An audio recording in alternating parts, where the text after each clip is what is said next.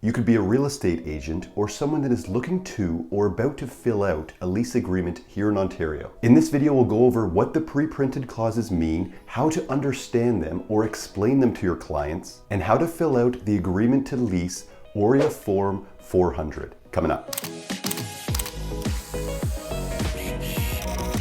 Hey, what's up guys? Callum Moore here. On this channel I share information that we need to achieve real estate success. If you haven't yet, consider subscribing. At any point during the video, check out the description below. I list links to what we discuss, all my recommendations, and how to contact me down there. Let's get in the video. Okay, so in every type of market, there's going to be X amount of buyers, X amount of sellers, and of course, X amount of renters. What you might see at the time of this video in a heavy seller's market is people possibly being priced out of the market due to high prices, people that can buy but are renting, looking to time the market, waiting for it to cool down, as well as homeowners that have sold to take advantage of the equity in their homes. Whichever the scenario, if you're working with clients here in Ontario that are looking to rent, you're going to see this Form 400, so let's go over it from top to bottom. This lease agreement is a document used to state the tenant's desire to lease the property, negotiate terms of the lease, and is often referred to as the offer. It is prepared and signed by the tenant and presented to the landlord for acceptance. Let's start at the top. At the top you have the date this agreement is filled out, the tenant's and landlord's full legal names,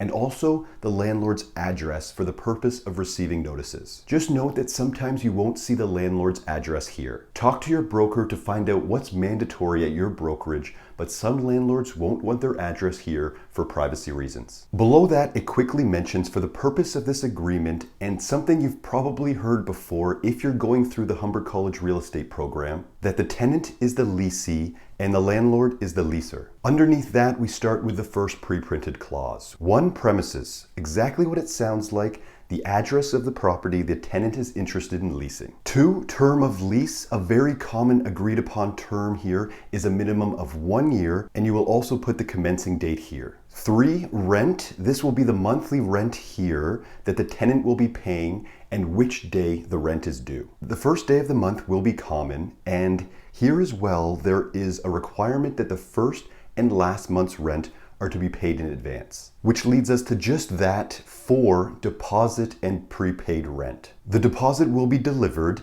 and you have the option of herewith, upon acceptance, or otherwise described. We'll go with upon acceptance by negotiable check payable to, and here would be the listing agent's brokerage. The amount of the deposit will be basically the first and last month's rent. So in our case, rent was $2,500, so the amount of $5,000 to be held in trust as security for the faithful performance by the tenant's terms and to be applied by the landlord against the first and last month's rent if accepted. If not accepted, the deposit is to be returned to the tenant without interest or deductions. 5, use, basically for what purpose the premises are to be used. Most likely it will be residential purposes, and you would indicate that here. 6, services and costs.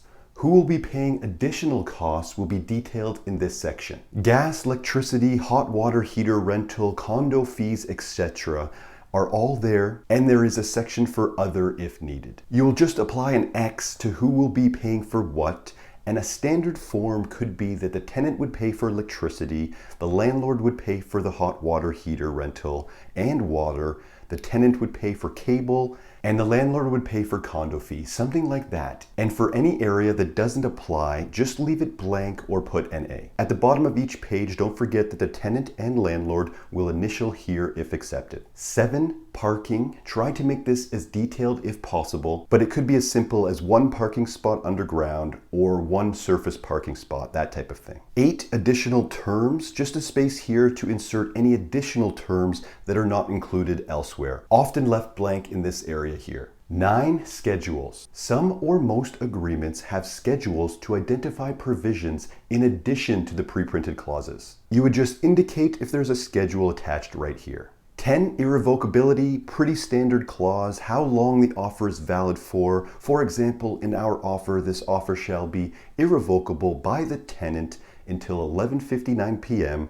on the 16th day, say, of September 2021. After which point, of course, if this is not accepted, this agreement will become null and void and all deposits, if any, will be returned to the tenant. 11 notices. This provision basically means when we are dealing with clients, we as the representative of the brokerage are authorized to receive documents and it will be considered served. So when we receive, say, an email from the cooperating brokerage, it is deemed that the tenant or the landlord has also received that notice. We, of course, will relay that information directly to our clients. 12, execution of lease. Bit of a formality clause. This indicates that parties involved agreed that the lease will be drawn by the landlord on a standard form of lease, and further, the landlord will deliver to the tenant information respecting the obligations and responsibilities of the tenant and the role of the landlord. 13, landlord and tenant acknowledgement. Simple clause here, both the landlord and the tenant acknowledge that it is necessary to create a lease document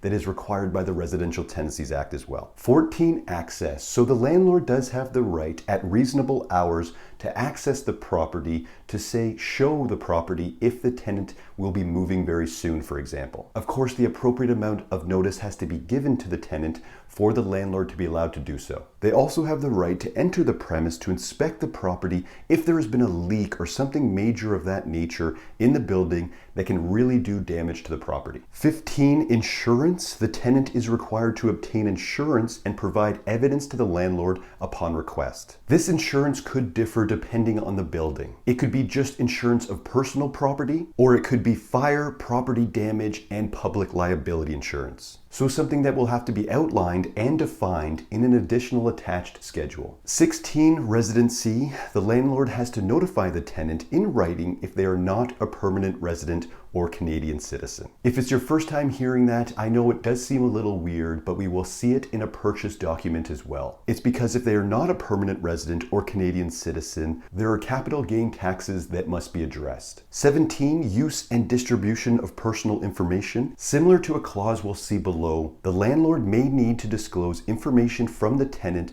to a prospective lender or buyer. The history of a good tenant or tenants can add value to a property, and this provision allows the landlord to distribute that information. 18, conflict or discrepancy. Simple one here. If there are any discrepancies between any of these pre-printed clauses and the attached documents, the schedules, the attached documents will always supersede them. 19, Family Law Act. This means that the landlord is warranting that they have complied with the Family Law Act as it relates to spousal requirements. Basically, there'll be no spouse claim to the property other than a spouse, if so, has given written consent. 20, Consumer Reports. Similar to the use and distribution clause, this paragraph notifies the tenant that a personal credit check may be obtained and referred to in connection with this transaction. And last pre-printed clause, very simple one here, 21, binding agreement. Once accepted, this agreement is considered a binding agreement by all parties entering into this lease. Below that, the tenant and landlord will sign.